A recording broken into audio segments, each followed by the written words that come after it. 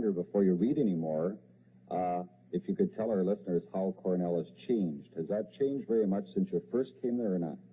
Well, of course, when I came here, it was just woods, and I'm in a farming country, see. Otherwise, though, it hasn't changed that much, has it?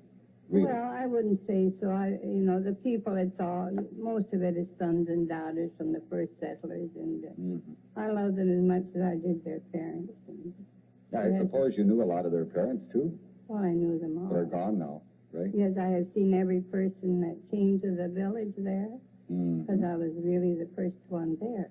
And, amongst the first pioneers, I don't mean I came all alone, anything of that sort. And... But you were one of the first to come there. Oh, yes, and I was quite small, but I was old enough that I remember. And I remember the faces of all these people, how they looked. My memory must be a little bit good. I hope it stays a little bit longer. I'm sure it is. And where did you go to school then?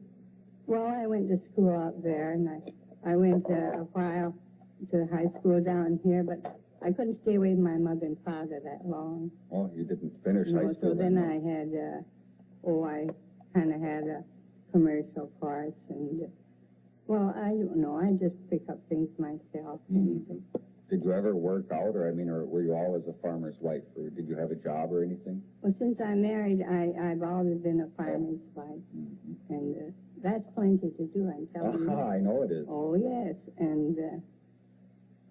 Did you have to milk cows? I'm afraid of them.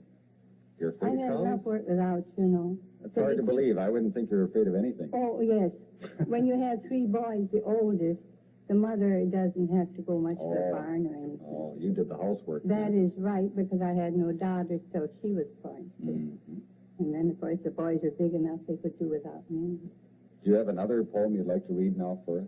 Oh, I was going to mention the plaque here. Oh, now, sure. that is the nicest one that was ever given. I got to blow a little bit about that. And the largest that was ever given by the Writers Association. And it fell to me, I don't know why. I guess because I was a farmer's wife, I don't know. But I'm real proud of it, and... Oh, I see. Now, this is from the Upper Peninsula Creative Writers Association. Yes, they're very nice, and of course I'm one of them now, and they tell me I'm one of their best writers.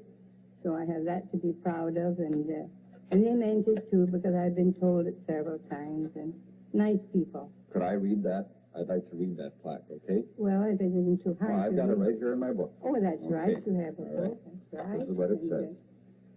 First, on the top, there's a little verse that Norma wrote. Marge Safely. That was written to Marge? Yes, for her Christmas present, but she was surprised it was in this book, and I was too. I'm going to read that too, then. I'm going to read that too. Okay.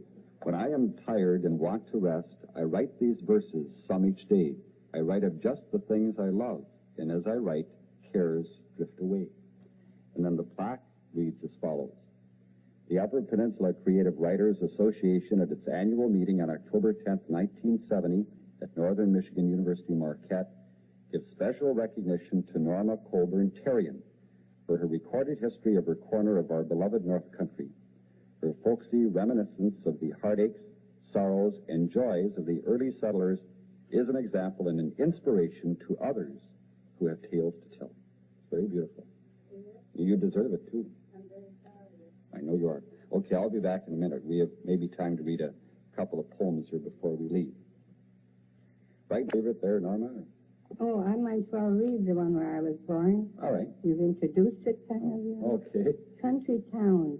I love the little country towns, like the place where I was born, where folks are always friendly and they're up at early morn. I love the trees that line the streets and the birdies in their nests, and the many lilac bushes where anyone may rest. I love the things of nature, the flowers growing wild, the soft green grass beneath us, and the loving face of a child. The best time is the end of day when twilight covers all, and the kids are singing lullabies, and you hear their mothers call. When you live out in the country on a quiet little farm, you feel that God is near you, keeping you from all harm. When was that one written? That was written January the 7th, 1971, so that isn't... That's a fairly new one, then. Yes, the back of that book is mostly all new ones. I wrote 10 in 1 week, I know. Why do you think the country is so much nicer than the city? Because I don't know anything else. Oh. I never lived much in the country. You're kind of biased, aren't you? Well, because I've always lived in the country. Sure. I wasn't a farmer girl. My father was a mill owner, you know. Oh, he was a mill owner. Oh, yes. I see. One mill, big mills, you know. Mm-hmm. Shingle mill, lumber. Well, just excuse me a minute, okay, Yes, Norma? surely. All right. Terrible, help you? I'd just like to tell Mrs. Terrien that Dunbar does indeed still exist. Oh, there is a Dunbar. Oh, yes. My hometown is Goodman, and I think it's about 9 miles from there. Mm-hmm. And I was through there a few years ago, and Dunbar still has the trees and lilac bushes, she remembers. Be And darned. it's sort of had a general facelifting, and as I recall, there's at least one brand new motel there. Oh, for heaven's sakes, there's a Dunbar motel. Yes, Well, I'm sure she's happy to hear that, aren't you? yes, yes. Well, I That thought you is might the- like to know that. Yes, I'm very happy to hear it, and thank you very, very much for the You're welcome. information. Oh, okay. Thank you now. Bye-bye. Bye. Well, we have to leave you, and Mrs. Terrien, I want to thank you. You've certainly done a terrific job. This is one of the Well- best programs I've had. So, I try to do my best, but I'm getting along too, you know, just like you Well. are, like you say you are. 81, goodness, that isn't old at all. Now, I don't think you have one of these left, this station in the Oh, forest. yes, I have one from last time, and I am reading it, and I keep it at You home. want one here at the... Oh, fine, if you want to leave one for us, that would be swell. And I thank you again for coming. And, Back those are- again by popular request.